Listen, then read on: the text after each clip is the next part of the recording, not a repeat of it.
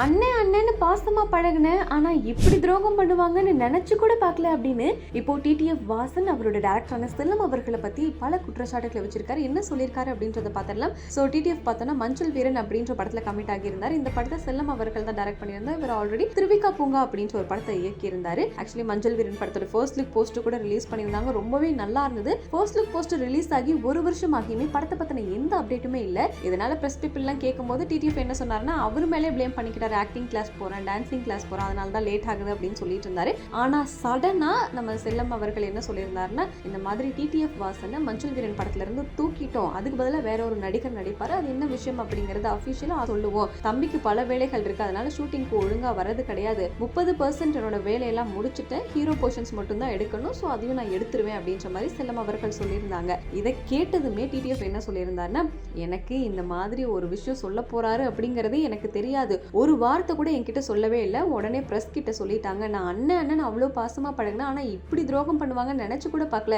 என்ன சொன்னாரு, first look விட்டு அதுக்கப்புறம் ஒரு ஷூட்டிங் கூட நடக்கவே கிடையாது, நான் சேலரி கூட வேணாம், நம்ம அது ரிலீஸ் ஆனதுக்கு அப்புறமா ஷேர் பண்ணிக்கலாம் தான் சொன்னேன், நான் இன்ஃபேக்ட் நிறைய ஹெல்ப் பண்ணிருக்கேன், பண உதவிகள் கூட பண்ணிருக்கேன், ஆனா இப்படி பண்ணுவாருன்னு நினைக்கவே இல்லை. இதை பத்தி அவர்கிட்ட பேசலான்னு கால் பண்ற, எடுக்கவே மாட்டாங்க, கூட இருக்கிறவங்களாம் எடுத்து பேசுறாங்களே தவிர அவர் பக்கத்துல இருந்து சொல்ல இவங்களும் சொல்றாங்க, நல்லா தெரியுது, ஆனா அவர் தைரியமா என்னை ஃபேஸ் பண்ணவே மாட்டாரு, வேற யாரோ பேச விடுறாங்க, எனக்கு தெரிஞ்சு இந்த படத்தை வேற ஒரு ப்ரொடியூசர் கிட்ட கொடுத்து அந்த ப்ரொடியூசரே நடிப்பாரு, இல்லைன்னா ப்ரொடியூசரோட பையன், அப்படி இல்லைன்னா செல்லம் அவர்களே நடிக்கலான்னு முடிவு பண்ணிட்டாரு போல. என்னவா இருந்தாலும் என்கிட்ட சொல்லியிருந்தா நானே படத்தோட ப்ரொமோஷனுக்கு வந்திருப்பேன், இப்படி முதுகுல குத்துவாங்க நினைச்சு கூட பார்க்கலையே, எதுக்கு இப்படிலாம் போய் சொல்றாங்க, இவர் போய் சொன்னதுனால எனக்கு எவ்வளவு பிரச்சனை தெரியுமா, 4 டேரக்டர் ஃபோன் பண்ணி நீங்க இந்த மாதிரி பண்றீங்களா அப்படின்னு கேட்கறாங்க. ஸோ இது ரொம்ப அபத்தமா இருக்கு, இதுக்கு அவர் பதில் சொல்லி ஆகணும் அப்படின்னு சொல்லிட்டு டிடிஎஃப் வாசன் இந்த குற்றச்சாட்டுகள் வச்சிருக்காரு. இதை பத்தி நீங்க என்ன நினைக்கிறீங்க அப்படிங்கறத கமெண்ட்ல சொல்லுங்க. நம்ம சேனலை நீங்க இன்னும் சப்ஸ்கிரைப் பண்ணாம இருக்கீங்களா? சப்ஸ்கிரைப் பண்ணிக்கோங்க, அப்பதான் சூப்பரான எக்ஸைட்டிங்கான நியூஸை தொடர்ந்து பார்க்க முடியும்.